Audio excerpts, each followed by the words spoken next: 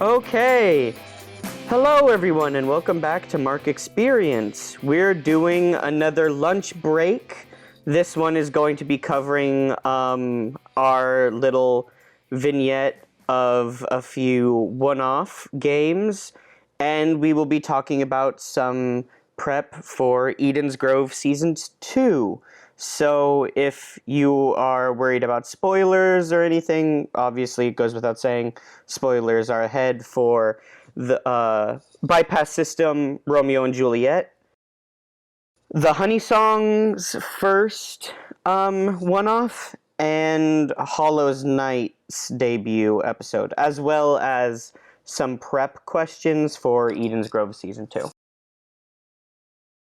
All right, we're going to be talking about, I put it down in this order based on the order of when we played them. I don't know if we're going to stick to this. You guys can maybe say you want to do something else first, but I put down Bypass System first, then Honey Song, then Hollow's Knight, then Eden's Grove Season 2. I think I want to do Eden's Grove Season 2 last, no matter what, though, because it's the biggest. That's like the next thing. Yeah, it's what we're doing next. I'm so excited. Are you all comfortable with starting with Bypass System? Absolutely. Yeah. It was really good. And I'm very excited to play more Bypass System. Yeah. Same. I enjoyed it. I know I didn't say much this time, but like... I have some questions for you, Reese, concerning Razor. Honestly, like, I have a whole... I saw it just as yo. Yeah. Okay, for those of you that maybe didn't see, Bypass System Romeo and Juliet was a one-off we did set in a sci-fi, like, space opera universe that we have played before off-camera, but that we are rebooting, reworking, and going to bring into Mark Experience in the future. Currently, as we have it now, we're going to do it through a series of one-offs spread out that will kind of set up the world and explain some stuff and get all that going, and then after we've had a few like different one-offs, we will probably go into a full Bypass System season. I've been looking at a bunch of different games for it, specifically from the Emotional Mecha Jam. But you should, definitely go check out the Emotional Mecha Jam. There's a bunch of really cool, really cheap games, tabletop games out there. We are not sponsored by them, by the way. No, I just want to give them a shout out, though. Like, for real. Like, the whole thing. It's like 70 plus little, like, one-off RPG, like, tabletop games based around mechs and feelings, and it's heckin' wild and good. Like, I didn't know that tabletop games used Jenga towers as conflict resolution before this. Oh, and yeah. Apparently, there are games out there that use Jenga towers as conflict resolution instead of a deck of cards or dice, and that just makes me so happy. Riley and I bought a Jenga tower because of it. We bought a Jenga tower specifically for that. Okay, sorry. I'm getting off topic. The one-off that we did play this time, which was our very first segue into Bypass System, with entirely original characters and an original mission, we played in The Sprawl, which is a very good Powered by the Apocalypse game. Do you guys want to tell me what you remember from what the game was? Like, do you remember what the premise was? Yeah. Who's gonna go? I'll go. Mm-hmm. So we got together. June Weekly called us together. Who's June Weekly? Yes. She brought us together and sent us out to go to a ship that was sending out a stress beacon. And we did a bunch of research on the thing. I found out that the villains are not actually the villains. And then we went there and found out the ship is alive. And we got everyone we could off, which was John and the ship itself, the ship brain. And Paradigm. Yes, and Paradigm. She could have gotten off on her own, though. She did not need us. She really didn't. We resolved a bunch of stuff between Paradigm Shift and Gaia, which is Rowan's character.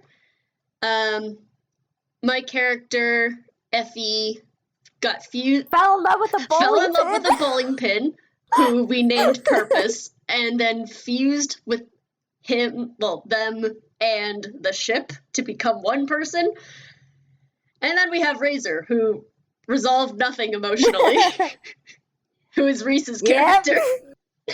That was a lot more in-depth than I was just going to say. It was like a mystery-solving mission in which you had to go to like a broken spaceship and like rescue a couple, both like physically and emotionally, and like bring their relationship back together. I came up with this one-off like driving home from Idaho, and I wrote the entire thing out. I had like there were more dream sequences and flashbacks that y'all just missed.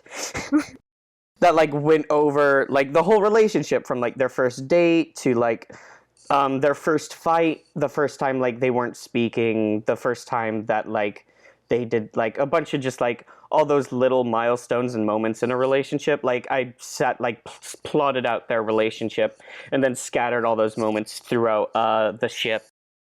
For the listeners, Riley also told us that one of the endings could be I literally made myself cry. Oh, that yeah. was one of the things he warned us about. He was like, "Yeah, I literally made myself cry." So. Obviously, the emotional resonance of a story changes when it is a actual an actual play podcast. Also, it changes when it is a tabletop game, and it also changes when there are other characters involved that are being played by your friends. Like, there's a lot of stuff that like got in there, but like that story could have ended real dark, and I'm glad it didn't. It could have ended with Sparks Fly dying. Oh my gosh. What? Never in my life, never in my heckin' life would I let sparks fly, the most perfect thing I've ever created, get die. To say the darkest ending. No. Like, even in the dark ending, everyone dies and Sparksfly has to go home by himself. That's as sad as it gets, is Sparksfly alone in the Bad Penny, just, like, listening to, like, music as he, like, struggles to find the words to explain to June that everyone is dead. That's the darkest timeline. Oh no. It's the bad place. Okay, but like, okay, that's better than him dying, so I will give you that. At least he lives. Yeah, I hope it was a good introduction to, like, the world of Bypass System. Which I've kind of pitched, like, low-key at everyone a couple of times as, like, a space opera about relationships. Not just romantic relationships, but, like, just, like, all sorts of relationships. People's relationships with their friends, your relationship with your family. I definitely want to get, like, some good, like, your relationship with your religion and your faith. Your relationship with the history of your people. Your, like, all, like, stuff like that. That's kind of, like, the very quick elevator pitch for what Bypass System is. I hope you guys are excited to do more Bypass System one-shots in the future. Hell yeah. Yes. You know I am. I'm gonna be honest, I already have the next one planned out, like, relatively well. Amazing. Is it? Which one is it? Well, I have a few, but I'm torn between doing a game of Blessed Engines, which is a game about a group of priests going rogue because they decide that their pope is corrupt. And so the game follows you all who would play a group of, like, priests piloting mechs and defending a small outpost from the rest of your religious order. It's a game called Blessed Engines, and I am so excited for it. And, like, there's also, like, I have a whole list of games and, like, one-offs I would like to play and, like, lead up. I definitely think a game of the Quiet Year where we settle Eros would be really fun to help flesh out, like, the main planet in the Paramore system. And, like, a bunch of other stuff like that. But yeah. Mm-hmm. I have a few player-specific questions I can go into, but I want to make sure you guys also have a chance to ask questions, so I can wait. I've been talking a lot. Where to start? I know, that's a good question. When do you think we're gonna see the Capricorn? Because I really want to see them, and we've talked about like playing them as characters before. So how do you think we're gonna introduce them? Preferably as soon as possible.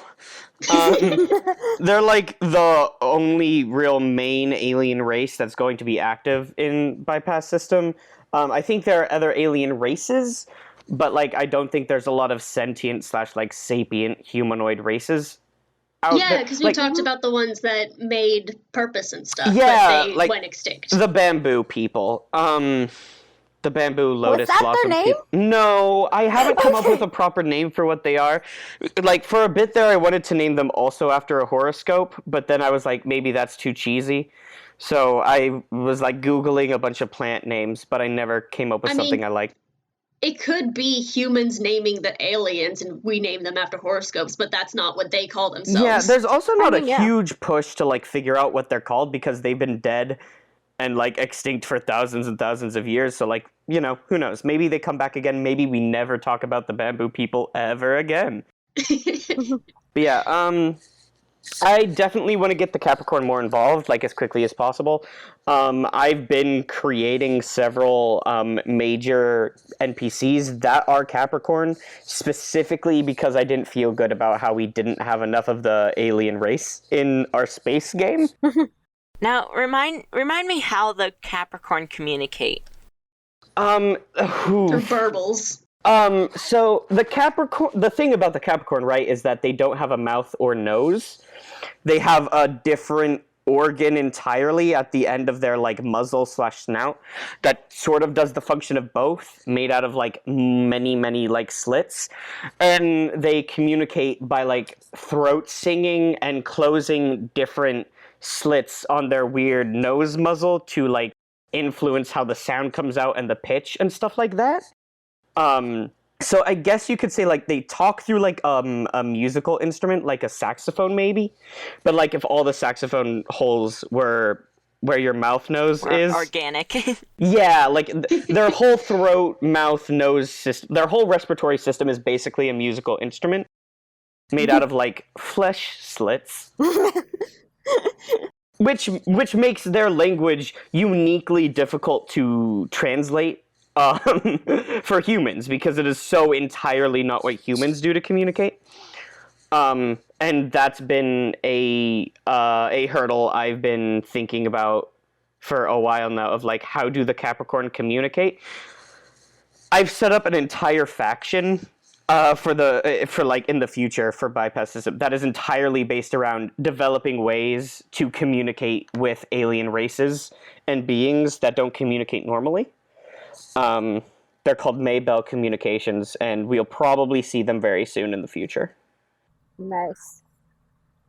Because I was thinking, like, for role-playing as them, that's going to be a little difficult. Oh, no, yeah, for sure. You're going to have to say, like, they hand sign, or, I was translator. I was developing different like translators they could maybe use, of like maybe a muzzle they can put over their face that like can read the sounds, and then like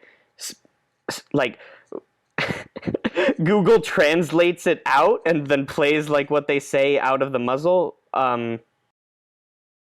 So, like, there'll probably be some twist on that. I think the difficulty there being is that, like, if it covers the whole heckin' face, how do they breathe? Yeah. I'm excited for them. Yeah, they're so good. Yeah, I like the idea of the Capricorn. They're so fantastic. Yeah. They're, like, low-key horrifying, but, like, that's the beauty of it. I mean, They're so weird and wacky. They remind me of, like... there's like this old retro game. It's like so retro, it's in pixels. And there's these weird tentacle monsters in it. And they hate humans, not for any like actual reason, but just because they think humans are so incredibly ugly. That they like go to great lengths to find excuses to justify their hatred. Other than you literally make us sick when we look at you. So they're just racist. Ugly! Okay. They're speciesist. Isn't it called xenophobic? Xenophobic, yeah. Xenophobic is when you're that's more of a fear than a disgust.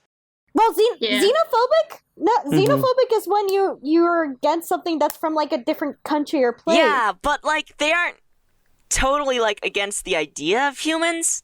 They just wish we didn't look like us. They like humans in concept, but in execution, it's just a nightmare to behold. It's true. That's how we look at ourselves. Yeah. Okay, we're getting real deep into Okay. that, which we don't need to. Okay. I have a question I want to get out there. We've already kind of hit on it. Mm-hmm. This question is for Reese. Okay.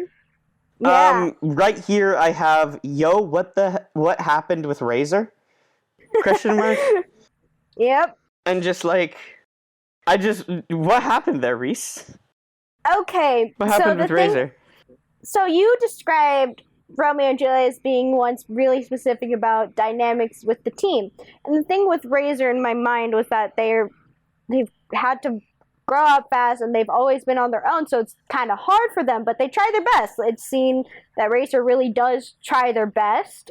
And I'm gonna push back on that a little bit because we I'm got gonna point approximately 2%. Okay, I'm gonna point out that they started making connection to Effie. They started. Did, yeah. That was a start, and then the whole thing happened, and for Razor, that felt like that one time they really did try and reach out, it kind of didn't go out anyway how they planned. They're not very social, so that kind of fell through for them.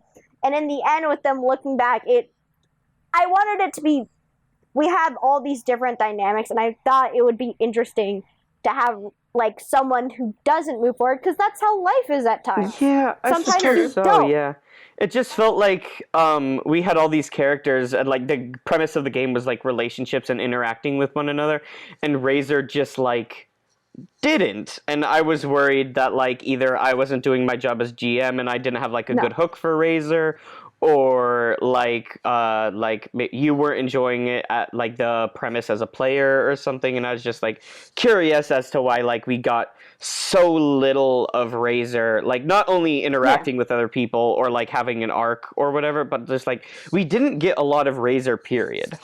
They're not a talkative person. That was like the whole thing. Just like not even talkative, like in play. Because Riley was talking to me about how after a bit in the last episode, the moment Effie got shot, he's like, okay, this is my chance to get Effie out of the game and just have a scene focusing on Razor. Razor will do stuff. Yeah, that was like my ham-handed attempt at getting more Razor interaction. I was just like, I'm going to just entirely take Jamie out of the picture. To be fair, if I remember, Reese was already like super tired the night that we did that session. Yeah. Yes, every time you always did, I was also extremely tired. I was it wasn't a good it wasn't a good time for you in terms of like having energy. But yeah. That was my attempt at getting more Razor, was like I'll hook Razor in with like a big cool fight, because like you were playing the killer class, which is built entirely around like combat, and so I was like, this is what Razor is built to do, so maybe we can get some good like Razor scenes out of it. Yeah, and that's another thing, is that when I started realizing that there wasn't going to be a lot of that, and we were going through, I was like, okay, so Razor is kind of the odd. I was like really thinking it through as we were going through it. I was like, Razor's kind of the odd one out. We have Effie who's social. We have Gaia who's not super social, but now that there's Paradigm, Gaia has this, and I was like, so I was thinking it through more, and I was like, so in the end, Razor's gonna be that way, and I was thinking, how would that interact? They would try to interact with Effie, and it showed that as they kept going, they kept trying more and more to interact and like actually cared. But in the end, with that whole thing, it kind of felt, for them, it felt almost like, oh, okay. Yeah. I guess it is also like in perspective, because like from an outside view, from like Effie's point of view, who is like a very caring person, like Razor wouldn't seem to be giving that much effort, because like Effie gives everything. But like from Razor's point of view, they're like, I give negative 80% most of the time, and I'm giving 2% now. That's a lot. Exactly. Yeah, okay. I'm glad we have like this bit to contextualize it, because that definitely makes me like feel better about like Razor's arc, or really lack thereof. Yeah, that definitely puts it into context. And I definitely want to bring Razor in for a different one to see the difference. That would be interesting to pick it back up with Razor. Yeah, Razor is a character that I felt like I liked the idea of Razor, but I felt like with what you had with Romeo and Juliet, it wouldn't fit for them to have their arc compared to like Gaia trying to get things set with Paradigm. Oh, you know what? Razor might be good in the one that's about the assassins. Oh, maybe. Maybe, to be fair, the one you're speaking is Beam Saber, which is a forged in the dark mech game. It's not into you guys all voted to play like the redacted group. The thing I really like about Forged in the Dark games is that it gives the team a playbook as well, or like there's like a source of moves for the team as a whole that everyone is able to draw on, because like the group also gets a class. And we were looking at Beam Saber, and you all got really excited about the group playbook called Redacted, which is where you play like Black Ops operatives that are like called in to do like extrajudicial like executions and like like Black Ops like operations and stuff. So like I would say we're not going to be playing the June Agency for that game, because that's just not what the June Agency is. Yeah. But I definitely think it would be interesting to see Razor again. Even in that game, we will have to come up with like a mech for Razor and why Razor got a new job, but that could also lead to some interesting backstory stuff. Yeah. Too. I think in general, Razor is a type that can definitely is a work in progress kind of character. It can't, I love the one shots, but I think that everything with Razor can't be solved in a one shot. Everything that has happened, so that's why that's why Razor was really. It wasn't your part. I really did enjoy it. It was really just okay. Yeah, I just wanted to check in there. Not everyone was resolved. Like Gaia was not resolved, but like their relationship with Paradigm was brought full circle. Yeah, which is what I was saying though. That like I mean, we got that emotional arc with Gaia and Paradigm. I would say. Yeah. Yeah, Razor's more of like a long-term arc character. Yeah. Because like I was just like thinking in my mind visually about like character arcs and what each of our characters went through, and like Razor was just like kind of a straight line at the bottom of the chart, like with a little bit of up near the end, and then Rowan's is like the normal arc. It starts at the bottom, goes up in the middle, and then goes down at the end as resolution. Yeah. And then there's just Effie, who just starts at the bottom left and then just goes straight up to the top right. Just turns into Aeonian.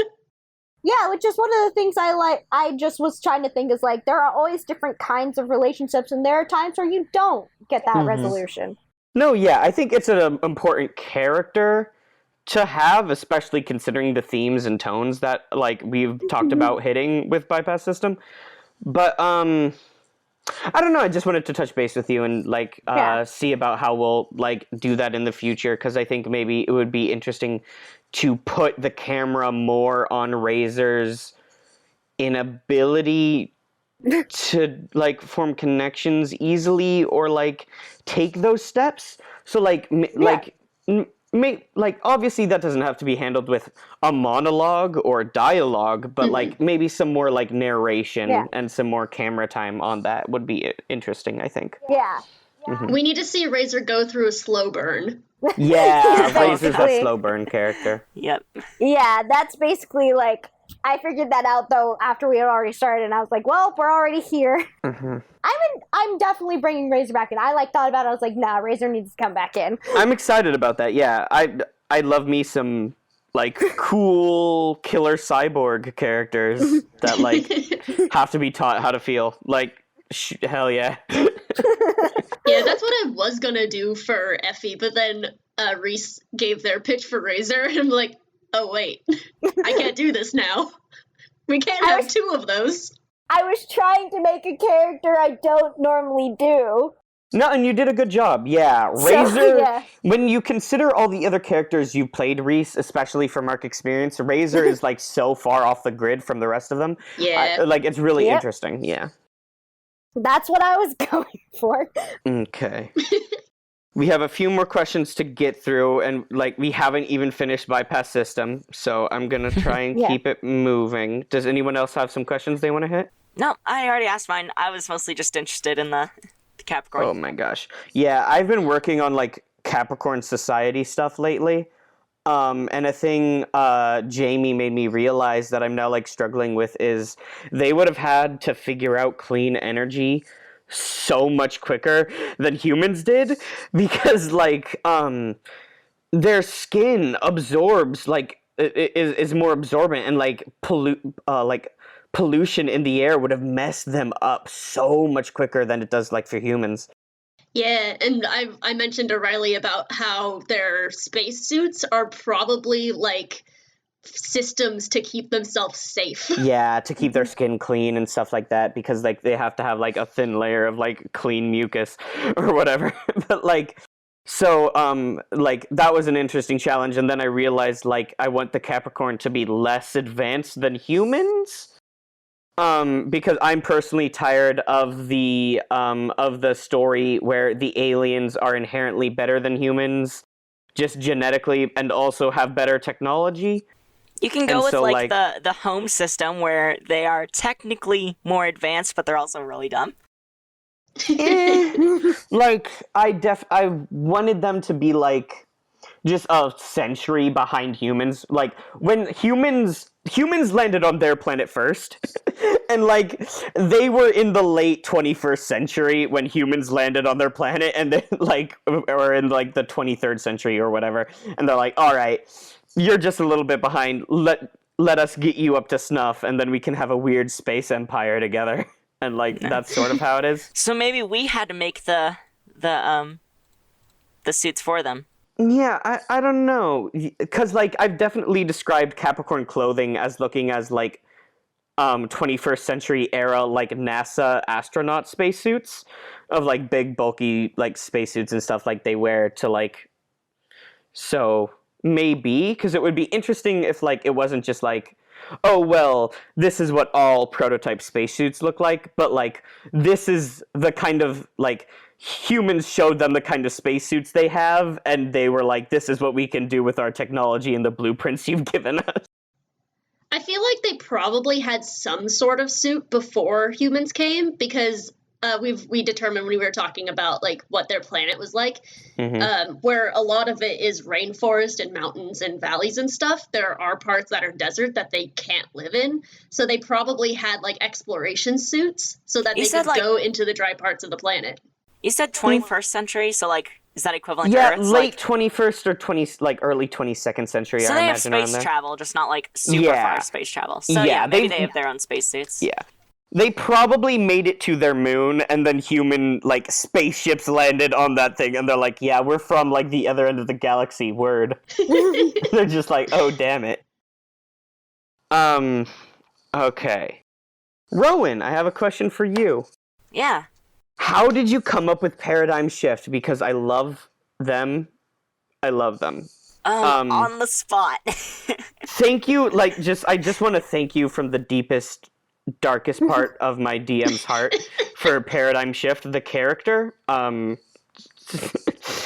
Paradigm Shift was like such a godsend. Like the second you narrated or described Paradigm Shift and like set them up, I was like so excited to get this NPC involved, and like I sent you texts to like figure out like what Paradigm Shift would be like, and then I like texted some other like writing friends I had of like how to handle someone that like is not a good person, and you don't necessarily want to paint as heroic, but you also want to paint as like impressive and good at like what they do, but not necessarily not a bad person, but maybe someone who was once a bad person and is a very specific brand of like bad person now. Yeah. Badass, chaotic, neutral. Yeah, like the whole like paradigm shift used to be like an abuser, and like how they aren't that anymore, and like they had a whole like period of their time where they had to grow out of the like system of beliefs and thoughts and like actions, and like had to adjust themselves into something else, and what they went with was Laura Croft but in space. And just like that was a very good character, and I thank you. And I was just like, is there anything in particular that led you to creating that character? The intimidation of having to think of a character on the spot and knowing that we were on a timer with the... I'll be honest, I was just like, the archaeologist.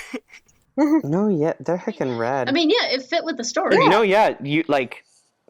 I love games that allow the players to introduce NPCs because we get good NPCs like this.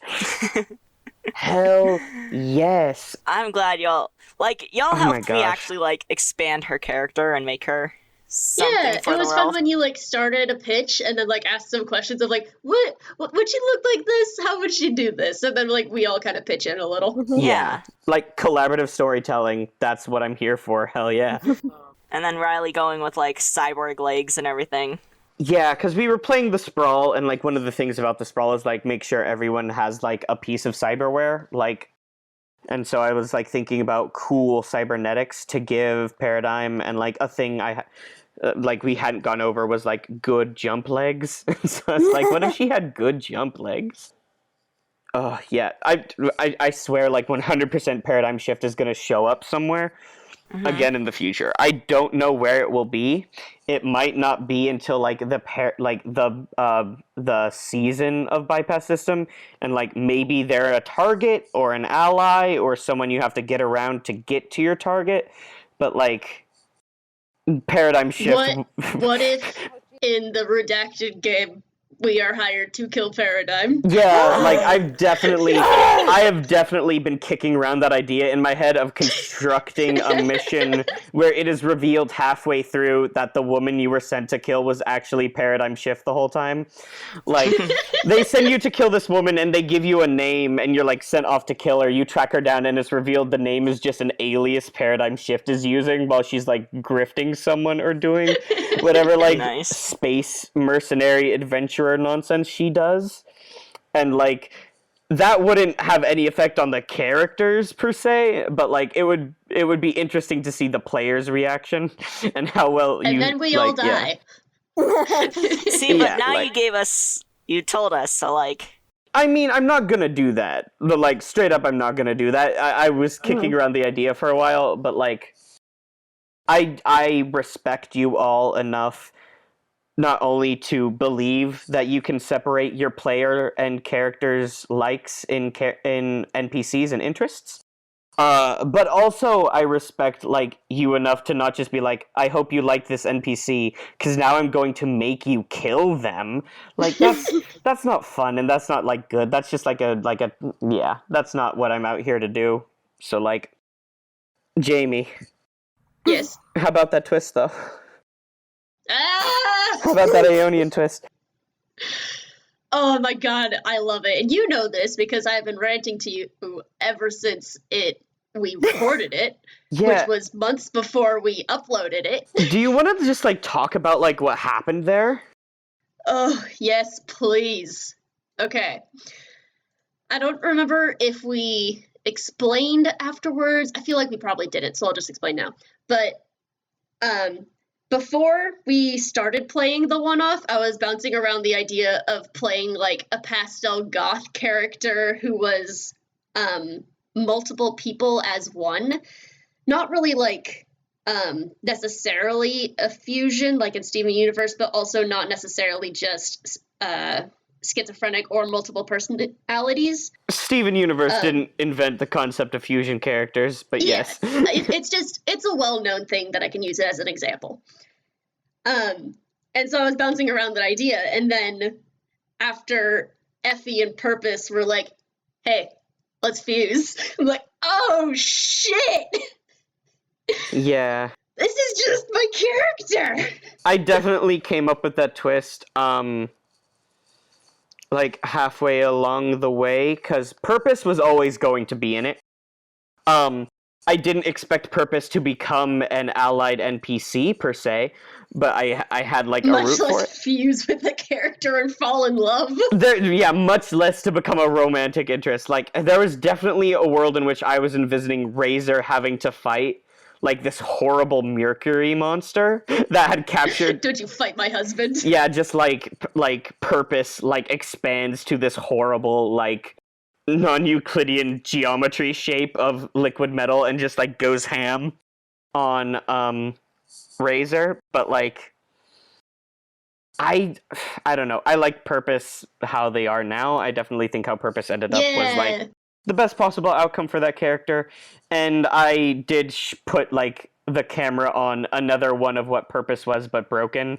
So we do get that cool non-Euclidean shaped Mercury monster in a later game. Mm-hmm. But yeah, when I realized, like, the things Purpose could do in terms of, like, helping you solve the plot, like, it was a very easy, like, jump for me to be like, oh, is Purpose how Aeonian happens? And then I was like, of course it's how Aeonian happens. Yeah. Oh, that got me so hard though. I was speaking gibberish for like a full 5 minutes. It's I true, know. yeah. But I'm so excited to play Aeonian more because all of my characters that I've created for Bypass System in the future games have something to do with, like, a lot of them have to do with self-love, which I feel like is something I love to explore. Because, like, Effie was recovering from a breakup, so, like, should I be loved and all those questions? And then I have this other character who was pushed out of his life, and he's just like, I don't care if you love me, I love me, fuck you. And so he's, like, very egotistical and just, like, taking all these different routes of what kind of self-love you can have. And, like, so I'm so excited to play Aeonian, who is just like, I am what true love is. I love myself, and I love my lovers, and I love everything else. And I'm so excited to play that. Aeonian is their own polycool. Yeah. Yeah. And so I've been, like, ranting to Riley about all these different routes that I can take depending on what games I play Aeonian in. Yeah. So, like, Aeonian can become a mech. Aeonian can become a planet. Aeonian can become a sun. Yeah, it all really, Okay. like, depends on, like, the roles that you make, like, the games we end up playing, and, like, the steps and the people Aeonian is able to, like, incorporate into themselves before, like, they reach the point in which they absorb a sun or whatever. Like, yeah, we've been talking a lot about, like, different stuff we could do with different characters and, like, different games and see how that would interpret, like, Aeonian's, like, different arcs. But, like, obviously we're leaving it all open to, like, actual play because it's an actual play podcast. Oh, I just love Aeonian so much. All right, I think that's all I really have to say for Bypass System, unless anyone else has any, I would love to touch more on Gaia and Gaia's world at some point. Oh my gosh, yeah. Yeah. Oh, yeah. That would be really cool to have a session, like, in that area. Yeah, for sure. Yeah, that would be. I definitely want to mostly focus on the Paramore system, but I also don't want to limit ourselves, especially considering, like, I already have ideas of playing a game on, like, what Earth looks like in this world and stuff like that. And so, like, it would be so much fun to go to, like, that setting with, like, the mutants and everything like that and play, like a Fallout-style tabletop game, but in space. That would be super fun. Definitely, and like, get that good, like, world building for, like, what Gaia is from. Too. Yeah. Yeah, because, like, a lot of Eros is, like, it's not perfect world, but, like, it's very idealistic in a lot of places. I mean, do you mean how it looks or how it is? Because, full stop, Eros is a dystopia. Eros is a horrible place to live. Again, But, also, dystopia is, it seems like a utopia, but it's not. It's like a first world country. there's only one area on Eros that looks nice, and that is the capital city of Cupid's Haven. Everything else is, horrible, arid, Arizona, dry, non-sandy desert canyon space. And, deep caverns, or Mephistopheles, which is just, the most cyberpunk metropolis that ever cyberpunk metropolis. I mean, each of those still has a sense of beauty in different ways, but it would be really interesting to explore a world that is just there is no beauty here. It isn't a full stop hellhole, yeah. It's dystopian, but it's not, genuinely, inhospitable place to live, yeah. Yeah. But yeah, like Rowan said, it's the difference between a first world country versus a third world country. It's got its perks and it's got its downs, but it's not bad. No, it is bad. People can live there without fear of dying. Most people can live there without fear of dying. It depends where you go, but that's just how the world is. There's just a different level of horror when your daily life involves zombies as opposed to... Yeah. Mm-hmm, yeah. That's an example. Yeah, there's no zombies on that one. There we go. Yeah. One of the things that I have for Gaia's World is that it did used to be a utopia before. Yeah. So that might be a fun way to explore both the current state of Gaia's World and the original state. It's definitely either going there or nah. I have 5 different ideas about where that game could go. So We could play it more than once. yeah, it's true. But yeah, that's all I have to say for bypass system for now. Except that I'm really excited to do more of it. Same here. We have to get more Capricorns on screen. Hell yeah. Okay, so let's talk about... Honey Song! Yay! Oh, Honey Song was so good. Oh my So gosh. funny. I thought it was really interesting that there was a move that allowed you to play 2 characters. And I thought it was a lot of fun playing an old grandma and a baby. Yeah. That was cool. I was a little bit nervous about that move at first, honestly, but when you got it going, I was so enamored with it. I was like, oh, this is so good. Mm-hmm. One of the things I really liked was the idea that we had a big boy, we had a yes. block, we had a baby, we had an old one, then we just had one that you're if you had it as a pet, you'd be like, hey, dumbass, what are you doing? I thought it was really funny. Dang. What was your character's name? Dewdrop? Dewdrop. I thought it was really funny that Dewdrop was just a rabbit raiser. Okay, but Dewdrop was also so much more sociable. That's true. But, that's part of Razor becoming a rabbit. Loses the fight and just becomes dumbass. I got it. Rabbits, it's kind of difficult to not be sociable when you live everyone in one hole. Yeah. Also, it Yeah. was it was coded as a fairy tale game, kind of.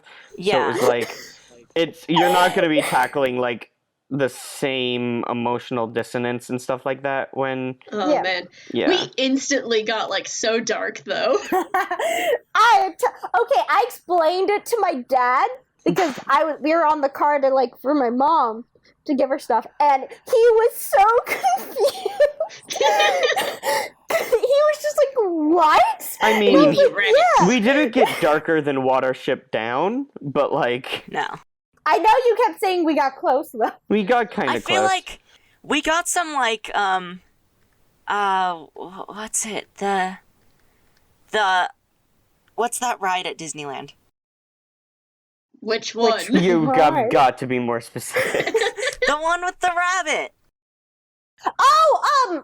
Are you talking Peter about Splash Mountain? Briar With Briar Rabbit? Rabbit? Briar Rabbit, yeah. We didn't get much darker than Briar Rabbit does, so. Yeah. Okay, you're right. So yeah, the Honey Song was neat for me. It was my first time leading a game where I wasn't allowed to make a plot. Mm-hmm. I normally lead my games very plot heavy, and I push you guys along and Yeah. make a ton of hard moves just to get you to certain points I want to show. Yeah, but this was I interesting. could see that with Delinquent Heroes. Yeah. Oh, Delinquent Heroes was so good, though. We're not talking about that. I love making stories. It's one of the reasons I like being a DM, because I get to plan the story and like have you guys play out and experience my story. Mm-hmm. But this one was like Riley was the one who made the story first, and I just got to play along, even though I was still DMing. I just really loved the idea of rabbits. I really hope we can do it again. I really enjoyed it. I want Dewdrop to either get killed or just like have the mark. It's like you're marked for death. I want one of those things. You want to happen. either level up or just die. Yes. I mean, come on. Dewdrop is like 2 down already. 2 because of scars. He's just lovable dumbass. Actually, I have a question. Dumbass. Yes. If we were to play Honey Song again, I'm probably not going to be able to do the duo rabbit move because it'll probably be like a year or more later, and my grandma will either be decrepit or dead. So I can't play her. So would I just be special moveless for that session, or would I take a different move?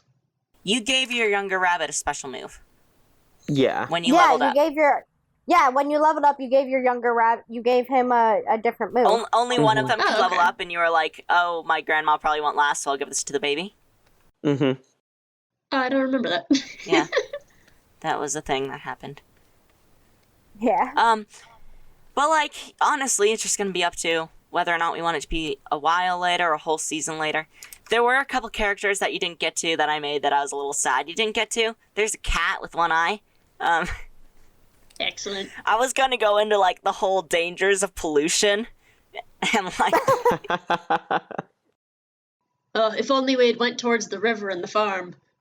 Yeah, the river definitely would have had some pollution. Oh.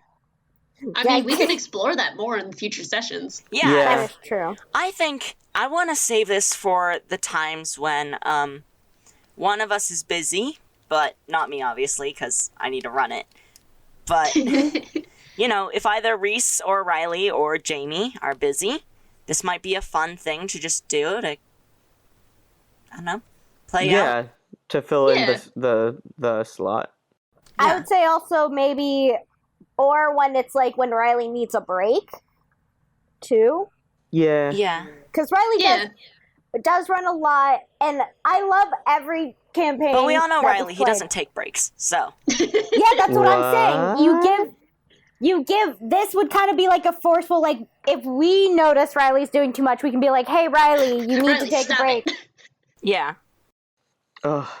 I'm so glad that you guys liked Clover. I love the I was break. really afraid that Clover wouldn't go over well with their... Clover's just like the character we hate to love and love to hate. It's just like, What? oh my god, I love hurry Clover. up, go faster. Oh my god. I love Clover exactly how you had Clover. I I loved Clover, but also The talking, it was just like, are you done? Can we go now? just all the awkward pauses after Clover stopped talking. And we're like, is that the end of the sentence? Okay, can I tell you something that will make you mad? Yes. I did that on purpose.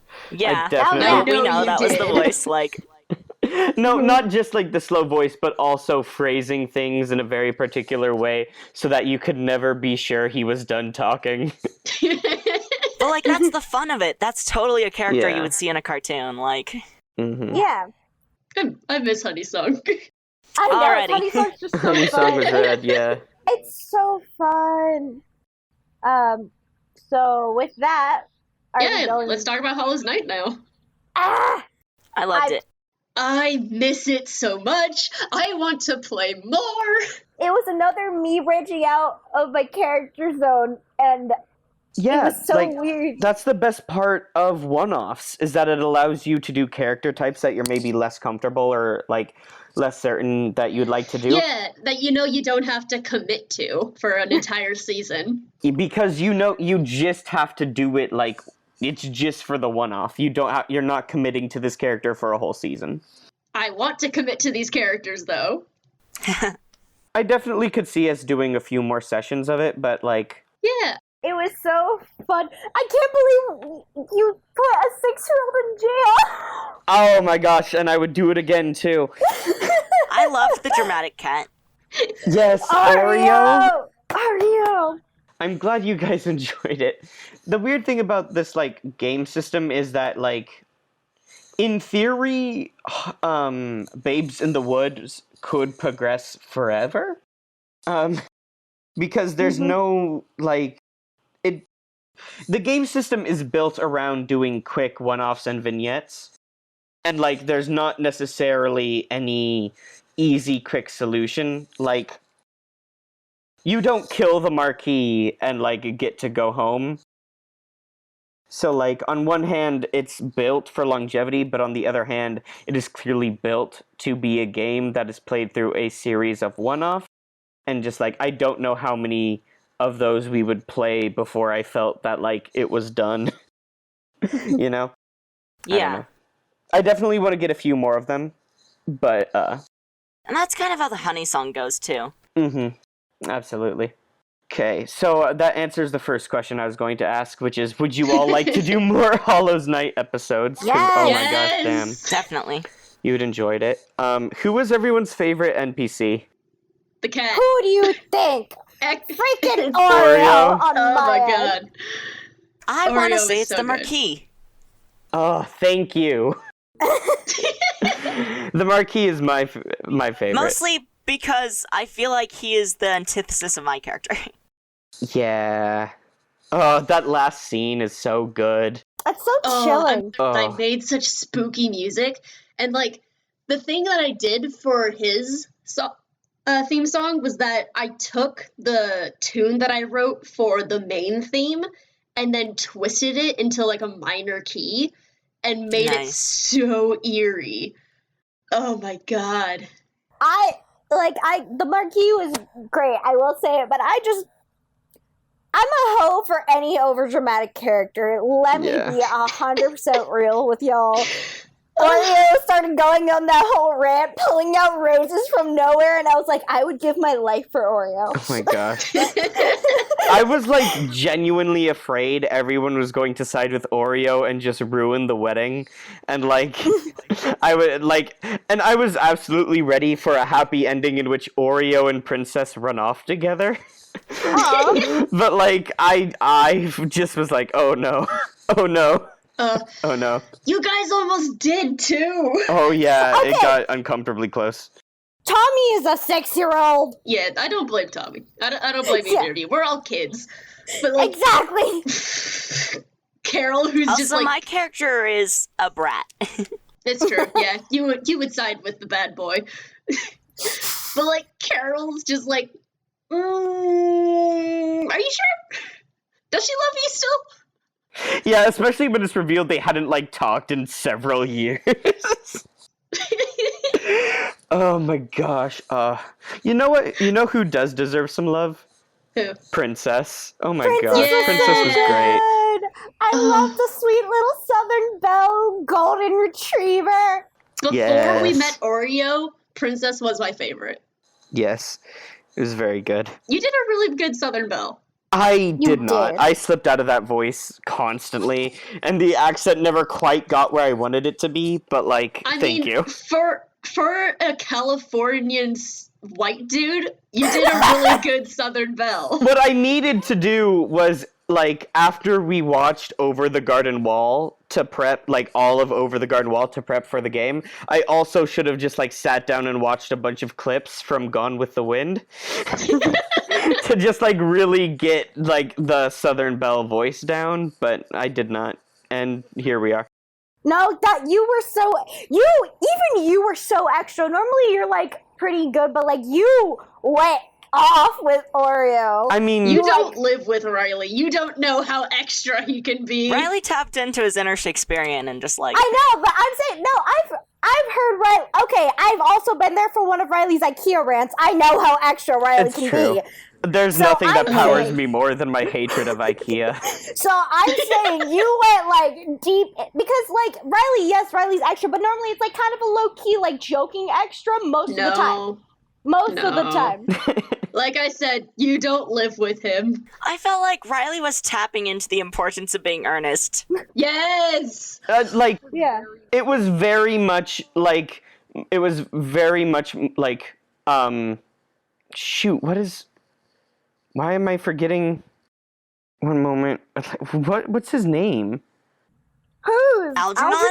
No, the guy that wrote that book and Portrait of Dorian Gray. Oscar Wilde. Oscar Wilde. Oscar Wilde. I wanted to say Orson Welles, and I was just like, no, No! that's the other one. That, yeah. I That's would've been the mad at different, you. yeah. I was definitely tapping into my Oscar Wilde, but also just like, we had just finished watching Over the Garden Wall. Like, I wanted all of the NPCs to feel like Over the Garden Wall characters. Yeah. Which that are weird, just like, timeless, like, why are you in this decade? yeah, just Yeah. like that perfect, just like, I am in a pilgrim outfit and I'm just going to just like soliloquy for a while and you're just gonna have to sit there and watch me. And also you're gonna have the best time of your damn life. Just like, yeah. Exactly. Like, Reese, you have got to watch Over the Garden Wall. You will see where Oreo came from. Like, instantly you will be able to tell. It is a very direct line. Oreo was just over the garden wall and Oscar Wilde having a baby, and then the baby was a cat. That's Oreo. That's what Oscar Wilde would have wanted, though. Yeah. True. Let's be real. That is exactly what he would have wanted. It is, yeah. Okay. We need more Hollows Knight. We do. Okay, I'm glad. I'm glad everyone's Yes. on board there. All right. Does anyone have any other questions or like things they want to hit about the one-off?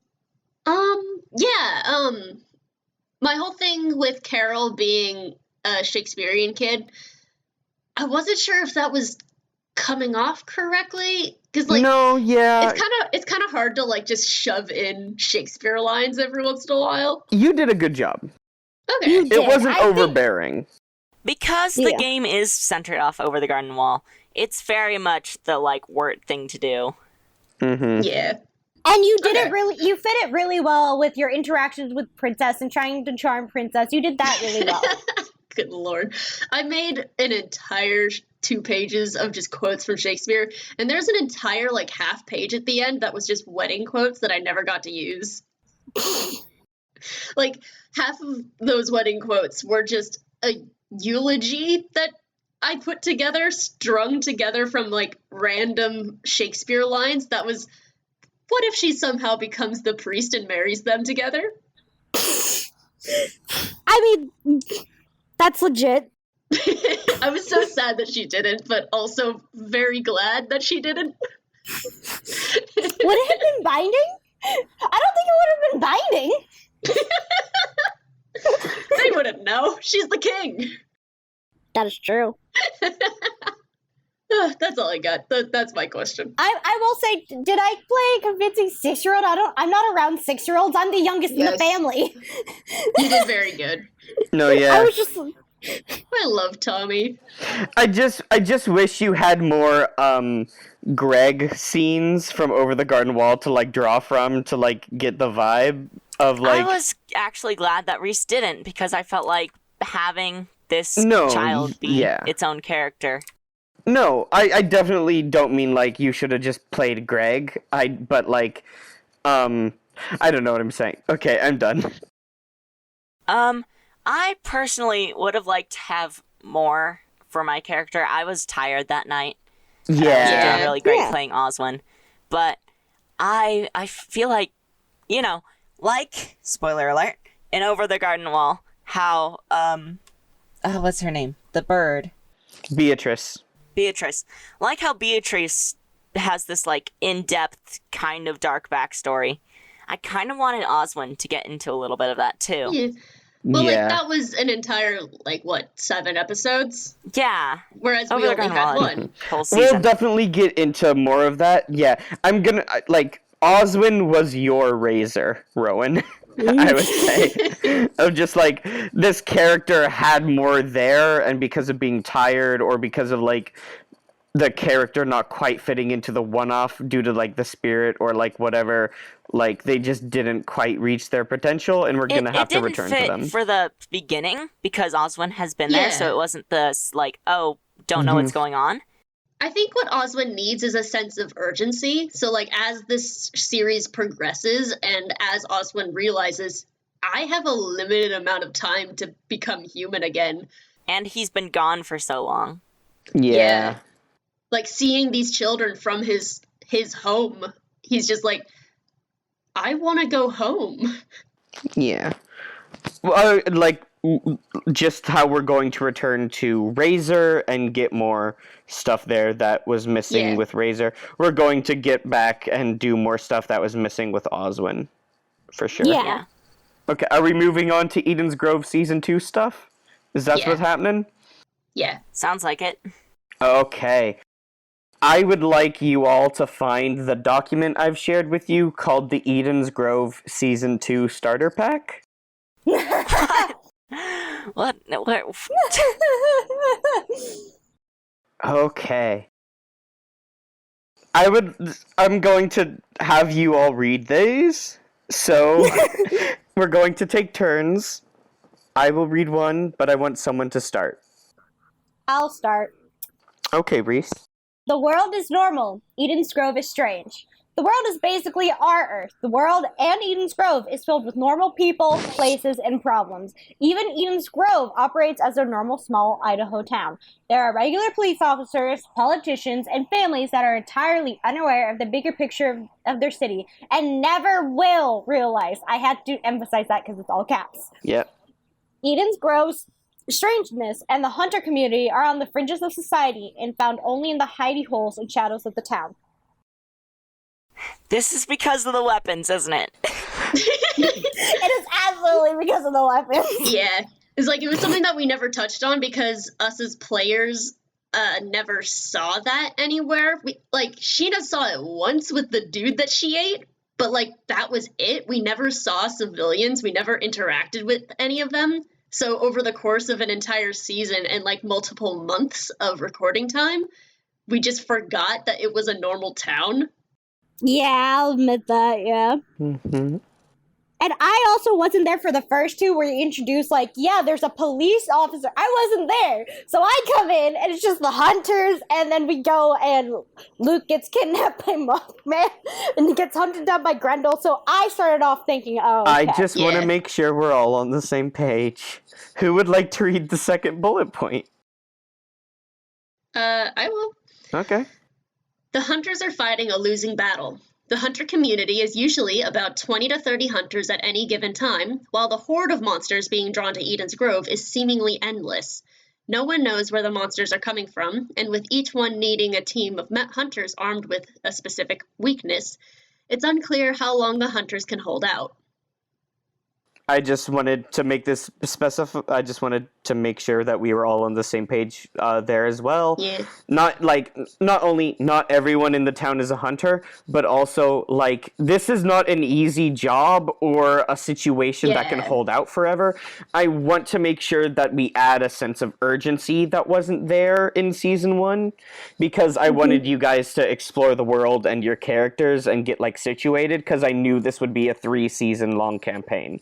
But now that we've got this down and I'm narrowing down the focus so that it's not just open world, I want to make sure that we are all aware that like there is a sense of urgency to this, and you should feel a pressure to figure out what is happening.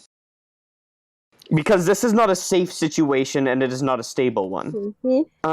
Rowan, could you read the third bullet point and then I'll get the last one? Yeah, can you pronounce that word for me? Ephemera. Ephemera. Okay. Small town ephemera. Eden's Grove aesthetic is based in small northwest towns, particularly towns I've lived in and visited in Idaho. That's me. Sorry. Yeah. Think of similar places I'm sure you have visited, either on the West Coast or in the Midwest. Small but growing towns surrounded by forests with 2 completing sides. The older, more rustic town giving way to the more modern. Wood to concrete, shifting architecture, out-of-place signs and restaurants. I'm sure we've all experienced this, at the very least on road trips, where just, like, the town is really old and, like, wooden and, like, has a rustic, like, feel to it and everything, and then you'll just, like, turn a corner and there'll just be, like, this postmodernist architecture Taco Bell. There'll just be, like, a 7-Eleven yeah, there. I definitely want to make sure that, like, everyone has a good idea of, like, what the town is going to look like, especially as we go into, like, Eden's Grove again, so we all remember, like, what the setting appears to be and what, like, everything should feel like. Also, because I shifted the random encounter move so that I'm not going to get too much into it, but, like, on a mixed success, you just see a weird thing. And so I have a list of weird things you can see, and I just wanted to make sure that we knew what the baseline was before I started introducing weird things. Anyway. Okay. Sounds good. And I will get the last bullet point. Time and space are blurry. Eden's Grove has night and day, but it should never be clear what year, month, or season it is. Even the passage of weeks should be taken with a grain of salt. I have intentionally left time vague and variable in Eden's Grove. One episode could be set in winter with a blanket of snow covering the town, and then the next could be in a more summer-like time with sweltering heat, and there's no actual significant passage of time between the two episodes. It could even be in the same mission or arc. It is just, like, I'm sure some people picked up on that of, like, I described the temperature and, like, weather of Eden's Grove however I felt like. Regardless, like, in one episode, I believe I describe it as, like, winter, and then in another, I describe it's fall, and, like, I just, like, I don't care about that. Like, I just don't care. The rules of Eden's Grove are such of that, like, the setting is never going to be concerned with what time and space are, and I want to make sure that we hit on that. So, like, we could have a chase scene in, like, an episode where you're running down a snow-covered street, and then, like, at the end of this chase scene, it could be, like, a summer night, like, because that's how Eden's Grove works. Yeah, we never really got into, like, the whackness of the town itself. We saw a lot of the weirdness in the forest. Mm-hmm. I want to, like, Seneca kind of brought up the time weirdness a little bit, and also just, like, the strangeness of the town. Like, Seneca was really good at looking at the big picture stuff, because a lot of the strangeness of Eden's Grove is hidden in mundanity. Like, Eden's Grove functions as a normal town, but also, like, the second you pull back a curtain, it should be very clear that there's a bunch of just shortcuts for physics and functioning and government and all sorts of nonsense of where just, like, yeah, you guys know what I'm getting at, yeah? I think so, yeah. Of just, like, the garbage men don't take the garbage to a dump or a waste management center. There's a big hole in the woods, and they just drop it into the big hole. Like, there is that, but for almost every single functioning system of life at some point or another. Like, the sewers don't actually lead anywhere. Like, the mail system isn't, like, there's probably not a post office in Eden's Grove. Mail just happens. Anyway. Thank you for reading my Eden's Grove starter pack.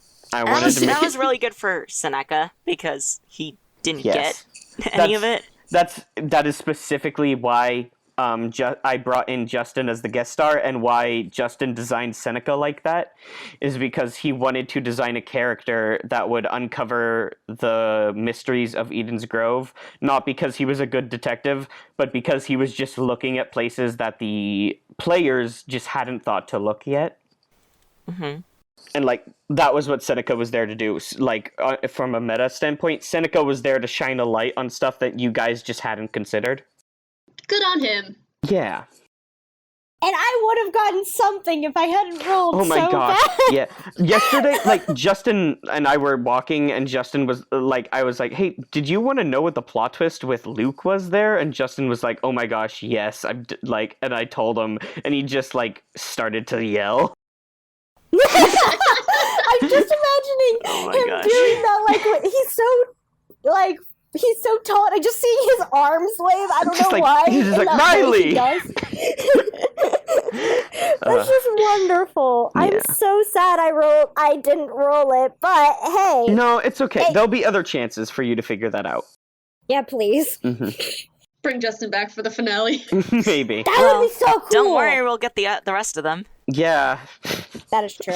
A West The rest and of the yeah. Wests. The rest of the whole West family we'll bring on here, maybe. Okay.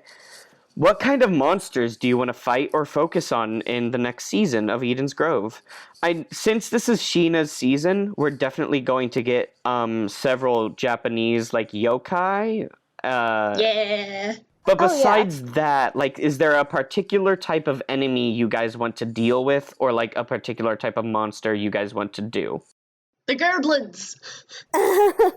Yes, that's one. I would say we didn't, even though Seneca was involved, I want to kind of touch a little bit on the Greek. Yeah. Because, like, we did have Seneca involved, and so that leaves into a world open of there's a bunch of Greek and, like, Roman Yep. creations we there. need to that- find out what happened to Hercules. Yeah, that's another thing. We have Hercules, who's so, like, That's the next important. question, actually. I made a monster manual for Eden's Grove, and I like separated the monsters into different families, being Christian/Jewish mythology, cryptids, fae, medieval/Gothic monsters, Greek mythology, Japanese yokai, Lovecraftian/Eldritch horrors, and then Oh, definitely that. Yeah. I'm saving the more Eldritch Lovecraftian stuff for season 3. Yeah. That makes sense. We got a few hints Yay. of that with like the Eldritch trash void and also the thing in Luke's dreams. Also, just how Eden's Grove be. And then also obviously, we're going to have a lot of the Gothic already, because we're going to be tackling also the idea of, yo, someone's been munching on Luke. It's true. Oh, I want to see more of the angels. Oh yeah, I sure. want more of those, especially now with the whole Luke isn't totally human. Because Yeah. Sheena's trying to be a good girl, and how better to do that than hang out Get- with God? Get deeply, deeply into the presence of some very aggressive angel folk. Yeah, sure. Another thing I'm really excited for is kind of the shift. Like in season 1, Sheena was like kind of really giving into the like monster deal, Yeah. Mhm. and Luke was like, "What is this?" And now in season 2, we're going to This get is that another question switch. deeper down the line. I do actually have a reason for why Sheena was like that in the first season. But I'm just saying I'm excited to see that switch, because y'all have seen the whole thing I had for Luke, which is this boy is ready to fight now. Yeah. He is angry. He is mad. Yeah. He's like, someone's been eating me. I am pissed He's off. got a ridiculous chainsaw. I know. At first, he was a very afraid, very confused boy with a metal bat. Now he is a very angry boy with a chainsaw. It's exactly. true. And now Sheena's trying to be better, and I just really like that opposition. We see that Yeah. switch. And I'm just excited for that, okay? Yeah. Okay, so I would like everyone to pull up the mystery tracker for Eden's That's what I've Grove. done. I like that we're Fantastic. just going back and forth. Hold on. Yeah, so I went through this and I edited it. I took out things that weren't technically missions or mysteries. It was just things that we were like, oh, that's weird. And then we wrote it down. It was more like clues and stuff, yeah. Yeah.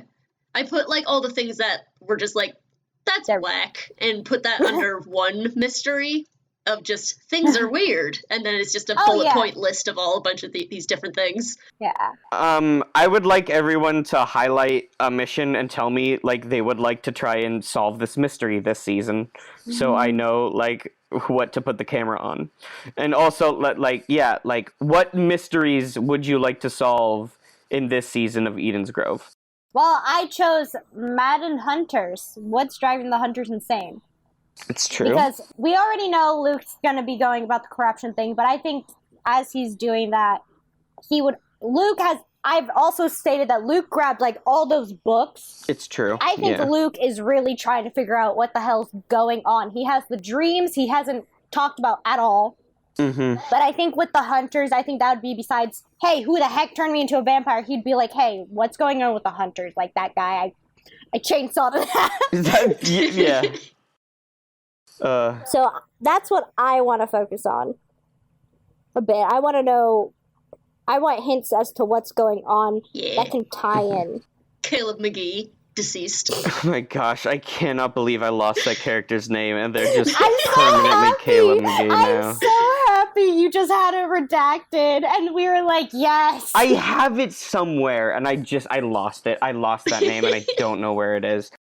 And now it's Caleb McGee. Now it's Caleb McGee forever. I see that Rowan has highlighted just the things are weird list. Yeah, could you be more specific? Yeah, so specifically, because I am playing a new version of Finley. Oh, that's true. This Finley is going to see Eden's Grove, the real Eden's Grove, as their new, maybe not kingdom, but like new responsibility. In the sense of like, obviously they've spent their entire life in the Fey realm, and now they feel like the real version of Eden's Grove has not been managed or taken care of or regulated enough. Okay, so like you feel Finley has a drive or a responsibility to like try and normalize the city for everyone. Yes. Okay. All right. That makes sense. Yeah, That's that good makes because sense. that does lead into the main quest, which is literally investigate the mystery surrounding Eden's Grove and the supernatural drawn to it. Yeah, like that's full on. Finally, someone's on the main quest. Okay, and Sheena, this is obviously your season, so we'll be getting into all of the Sheena stuff as much as we can. I highlighted part of your world, which is just the Sheena quest, and it has 3 bullet points under it. Should I read it? Yeah, sure.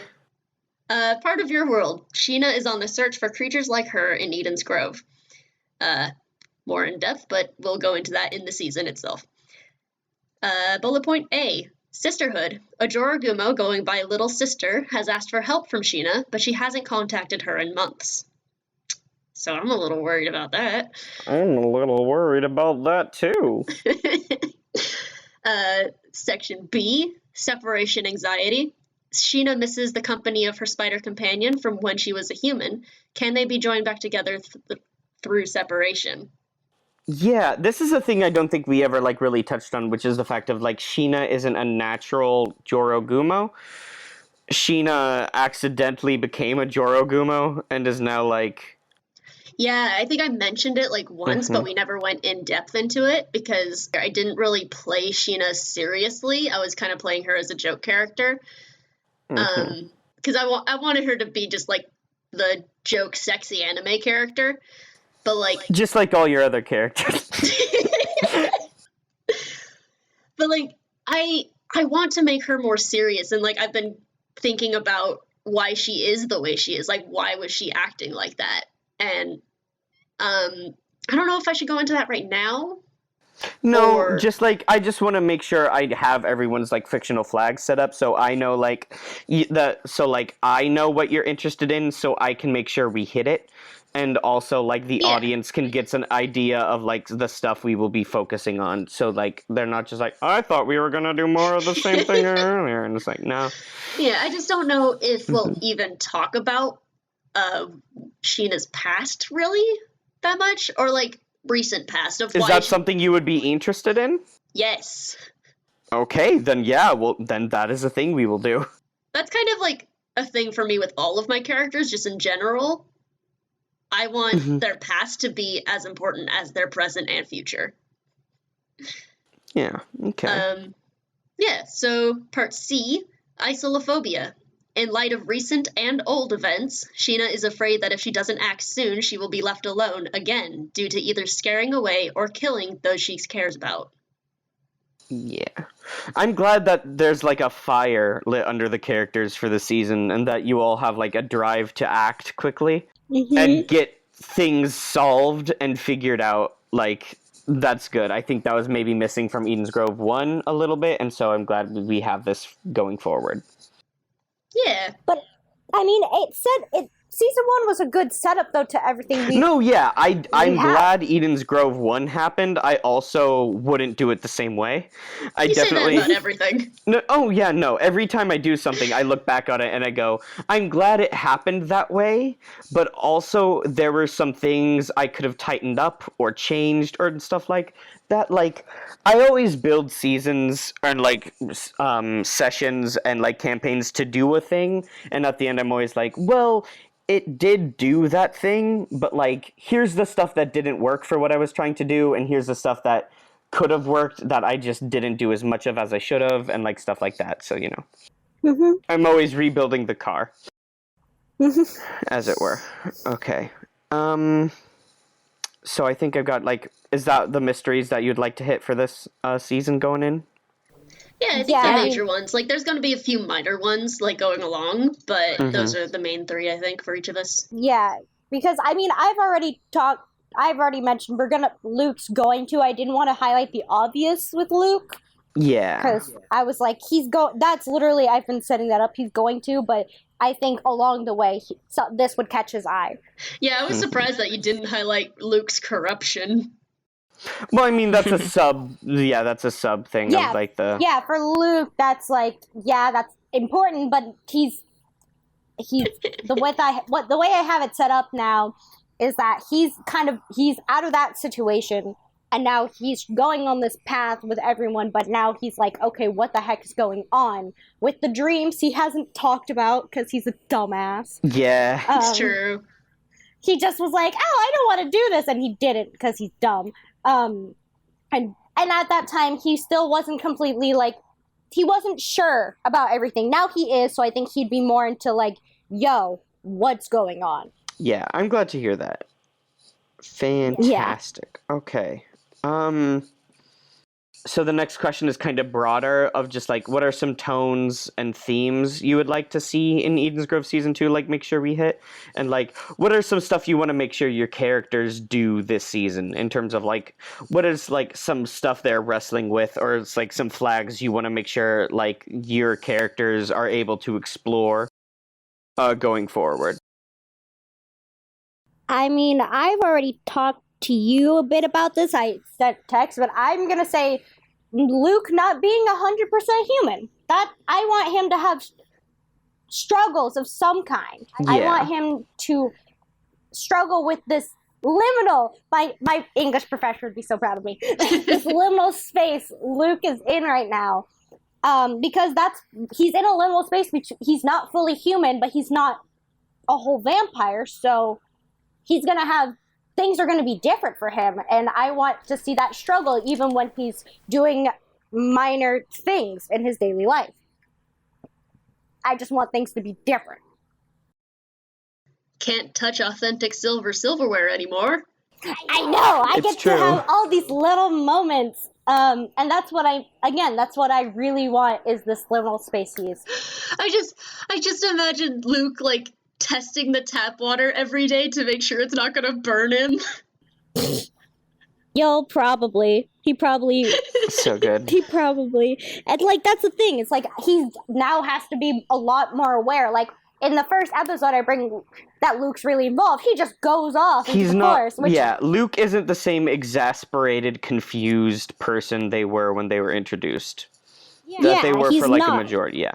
And, I mean, it helps story-wise that they did lose someone that he felt like he didn't appreciate enough. Yeah. So I feel like that's another thing. Rowan, what are some tones, themes, and things you would like to tackle with Finley? I'm gonna say there's definitely a little bit of survivor's guilt there. Maybe not so much in the same way that Luke's is, like, for losing a friend. Finley's is going to be more for, like, you know, just their entire home. And, like, maybe what could they have done better to save their dimension that they grew up in and that they considered theirs. Mm-hmm. But then there's also going to be a lot of, like, you know, you're in a new world, there's new things to do. Finley's in a super depressed person all the time. Finley does joke around and have positive moments, even this other Finley. Yeah. And it's gonna be a lot of, like, finding out who they want to be, because they're starting a new life, and they don't have to take the old Finley's life. They don't... Like, they can do their own fashion. They throw out Finley's entire wardrobe and start over. Like, no more MXP sweater. Like, Oh no! Oh no! Oh Oh, but I don't love worry. the MXP I drew sweater. them wearing the peking moth shirt. So, Oh, thank Yes. goodness. no! Okay, that's. I'm like, there we go. We need for you some. listeners, you can buy the peking moth shirt on our Redbubble. Okay. It's very good, and every time I see it, I want to buy it. And now Google knows that I love it, and it shows up in the ads on the sides of websites, and it makes me very mad. Oh, God. I want this new Finley to raise the mood a little bit, because the last, like, I know that it's gonna get a little bit more serious being, Sheena's route, and then also Luke I mean, I having the new... I want there to still be jokes, and it's Yeah. still Yeah. to be like fun and light. Like, we don't get super grimdark on this podcast, and like, Yeah. let's But keep that I want going. this Finley to raise the mood again, because that's kind of what I felt like Finley was Yeah. meant to be. Finley's meant to be the punny, like, saying jokes at the wrong times, just kind of not taking things too seriously. And it did get serious at the end because it was Finley's arc. But I want to keep that with this new Finley. I feel like I kind of gave the impression that this new Finley was a lot more serious and, like, hardy and gritty. But I don't Yeah. want that to be the case. Deep down inside, they're the same, like, lovable, Yeah. like... Okay. And you can play off the whole idea that Fae can be tricksters too, and that can be totally why. Mhm. He was raised by fairies, tricksters. Yeah, exactly. Despite Finley being a human now, so... Probably hung out with the goblins a lot. I think Sheena is in the bargaining part of grief. I was gonna say, I think we've already kind of hit a lot of what, like, Sheena will be doing. Mhm. Yeah, but like yeah. going a little bit more in depth, I think Mhm. Sheena's gonna be trying to do a lot of stepping back from hurting people. Because like a big thing about her in season 1 was that, like, besides Finley, who was the tank, could not die, she was the barbarian, kinda. But for one, out of meta, because she is getting to the end of her level up list, I was gonna switch her over to Spellslinger eventually, whenever it fits the Yeah. story We'll, correctly. we'll see. Yeah. Well, like, I know that she's gonna do it, but I don't know when or how. Mhm. Other than that, like, in character, I want to do a lot of, like, internalizing. No, that's not the word I'm looking for, but, like, a lot of Sheena realizing that she can't be the person that she has been, because that's how she Yeah. had to be to live in Japan. But here, she doesn't have to be that, and she wants to change. Okay. All right. Last question. How long should the gap between the seasons be? Like, how much time has passed between Eden's Grove season 1 and where we pick off when we pick up in season 2? Again, time is nonsense in Eden's Grove, but like, how long should it feel for the characters? I was thinking like a month. Yeah, I would say at least a month. I was thinking maybe 2, because the way that they're handling, at least for Sheena and Luke, they're handling grief different than Finley's trying to adjust, and gives Finley some adjustment period, because Yeah. like their world was very different, so they're gonna have to take in everything differently. Okay. Yeah, there needs to be like enough time for everyone to kind of get used to being without the first Finley now, and getting used to being with a new one. For everyone to be at a point where they're like, I guess we're okay now, but like That's why you're I- still kind Yeah. of like, I don't know, we're still struggling. Yep, that's why I put that Luke isn't intentionally gonna be mean, but he's Yeah. still not Yeah. gonna be super nice. What do you think, Rowan? I was gonna say more like, a couple weeks. A month yeah, a seems couple a bit Okay, much, so but most people Yeah. have been saying on the month scale, so we're gonna say it's been about a month for the players or so. yeah.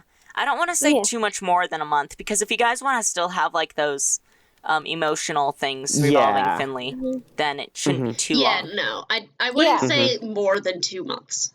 That's too Yeah, long. exactly. Okay. But like, also, Yeah. we don't know actually in character how much time has gone by because time is weird. But like, just a Mhm. long enough time, like 3 or 4 weeks. Yeah, where they feel like it's been enough time to try with this new Finley, but not. There has been many times where they are sitting in the bar awkwardly, silent. Yeah. Oh yeah. It's just they're trying now, but there's still gonna be those periods. It's gonna feel like they're a team, but they're not as cohesive now Yeah. Mhm. because they've lost. Really, I'm not gonna lie. Finley, the previous Finley, really was the glue because Finley was like able to kind of meet in between Luke and Sheena. Yeah, and now it's And like now- Sheena and Luke kind of like awkwardly holding hands and being like, "We're friends, right?" Yeah, they're like we're friends, right? And also this boy over here pulls in Finley too. Yeah, it's like they're trying to figure things out, but it's better than them like they have established some sort of a communication enough where that like it doesn't seem off point that they would go out to try to bond to like together to tackle something, Yeah. almost like a team building experience. I feel bad because like the friendship between Sheena and Luke is really strained, but also I feel like they feel obligated to stay friends because of Finley. Now it's like Finley died and we were there, we deserve to, Yeah. we still should keep going on to their memory, and now this new Finley, it would be unfair to just leave this new Finley. Yeah. Yeah. We're the new Finley's parents. Oh, Oh god. Your new mom and dad. amazing. Your dysfunctional family. Oh, straight up. Such a dysfunctional family. We're so dysfunctional. Why are our characters always so dysfunctional? Because we're all dysfunctional people. It's true. I would say the most functional is Riley, and even that's kind of in question. How dare you? I'm telling the truth Hey, as it Riley, is. Don't it's a hate it. compliment. How dare you? You've seen how functional I am. Look at all my bypass system notes and despair. I said that's in question, and I said you're the most functional. I think I told my mom once that you were the impulse control You know what? Yeah. because That's funny because I have no impulse control. I've noticed You just recently bought Digimon. in terms of like, Yeah. hey, we do not speak of our beautiful angel Digimon in that manner. I was referring to the fact that I was making a map for bypass system, and I was looking through like my map documents, and I was like, I feel like there's not enough planets. So then I just made I just added all of the moons to the map, and I was just like, yes, okay, now we're getting somewhere. And I just like doubled the length of my notes in a single fell swoop because I'm like, what if all the moons were also important? And so now it's just like increasingly getting bigger. okay. And also, But- bypass system is looking at 50 factions. Ugh. Sounds right. But I'm just saying, out of us, you keep us on track I'm a glad. lot. A lot. That's why you're a good GM for us, because we're so crazy and you somehow keep us together. Yeah. That is true. Because we just enjoy, we bounce off each other. We bounce off, like, because Jamie, you're Rowan's sister, and all that, you two would, like, have bounced off each other for years, like, with that friendship and communication. And as a friend, I've joined in, and I bounce off of your guys' energy, too. Yeah. And so Riley's just like, hey, now. Let's bring it down a bit. Riley is good at handling children, and we are children. It's true. Yeah. But on the other hand, there's no one to like handle DM Riley, which is why my phone is 90% bypass system notes, and my inspiration folder for like inspiration images for bypass system is 113 pictures long. Oh my god, and like half of those are the ones that you asked me to send you. Yeah, and then I got more. Y'all have a problem with planning too far ahead. No, hey, I'm allowed to do that. I'm the DM. Jamie needs to chillax. She's a player. I'm That's not how. planning. I'm writing down ideas. Okay. Sure. You see, you can ask Riley. I just throw it out when it comes to mind, and then I'm like, okay, that's that. Yeah. I don't know what the heck's and happening then you end now. up with Especially this just, like- gorgeous image of Paradigm Shift. Oh my gosh, I know, it's so yeah. good. Yeah. It's so good. But also, like, It's so good. bypass system is, I think, one of the most ambitious campaigns I've ever set up. Yeah, Mhm. definitely. That is true. So, like, I want to make sure that it is all ready to go. Yeah. Okay. I think we're done. We hit everything we wanted to. I would say, yeah. Well, this has been quite the lunch break. I was gonna say this is a really good gosh. lunch break, though. Riley was always saying, "Hey, come with the stuff to talk about in lunch break."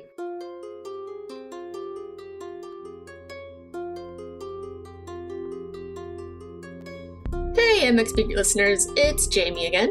That was a long lunch break. I'm here from the future to tell you about our future plans that got a little bit changed because of scheduling and school and just trying to plan and all that stuff. So just wanted to give you a little heads up that we are actually going to be doing a bunch more one-offs. We had a lot of fun doing them, and at the moment, with a bunch of stuff that's going on, we just needed something light, something to give us a break. We don't want anything that's like too heavy and anything that's gonna be too long that we need to focus story plot heavy on. And we just want to hang out and have fun. So get ready for a bunch of fun little one-offs in the future. See you then.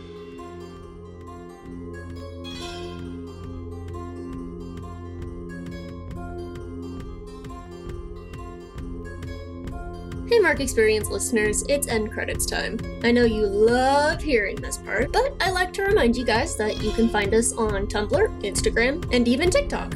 And if you like to buy the music, you can buy it all at markexperience.bandcamp.com. We also have a constantly growing collection of merch at redbubble.com/people/mark-experience, where you can buy posters and shirts and stickers and all that.